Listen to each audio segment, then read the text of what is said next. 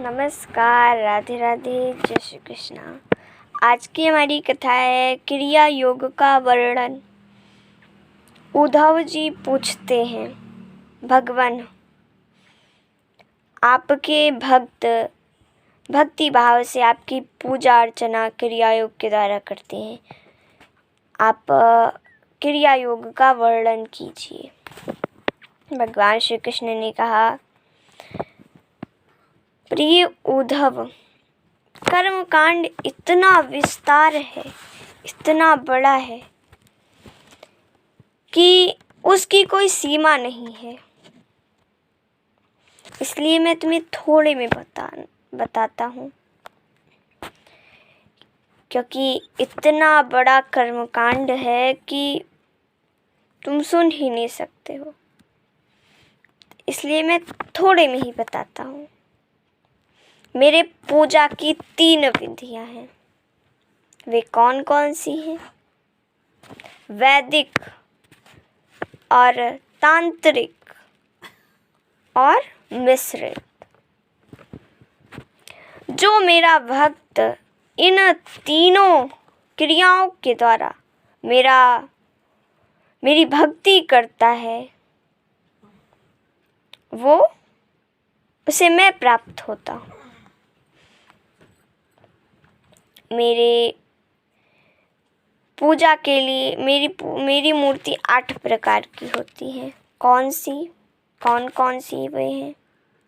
पत्थर की, लकड़ी की, धातु की, मिट्टी और चंदन आदि की।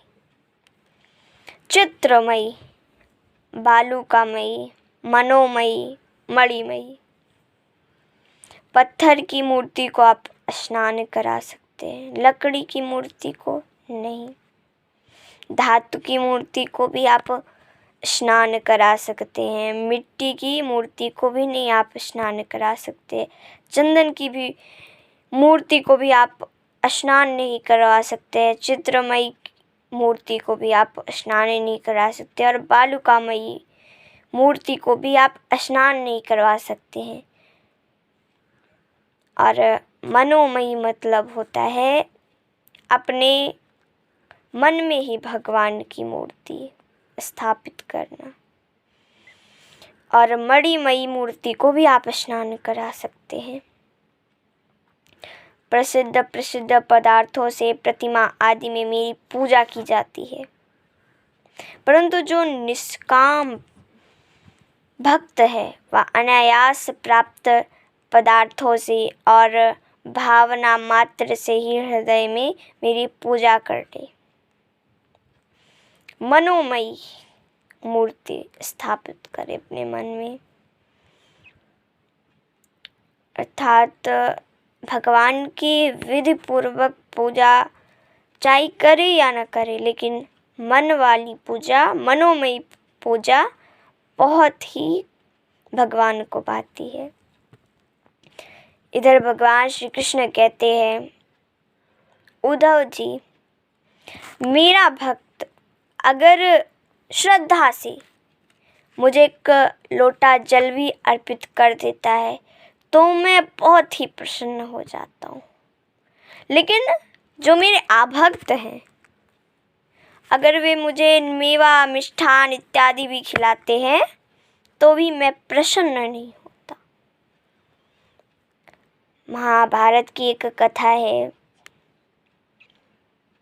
एक दिन दुर्योधन और विदुर जी ने भगवान श्री कृष्ण को एक साथ न्योता दिया। पहले भगवान श्री कृष्ण दुर्योधन के घर आए। दुर्योधन के यहाँ देखा, अरे इतना मेवा मिष्ठान लगा हुआ है, लेकिन उसके दिल में भगवान के प्रति श्रद्धा नहीं थी। भगवान श्री कृष्ण ने कहा, भूख नहीं है, बहुत खा लिए हैं। दुर्योधन क्या नहीं खाया?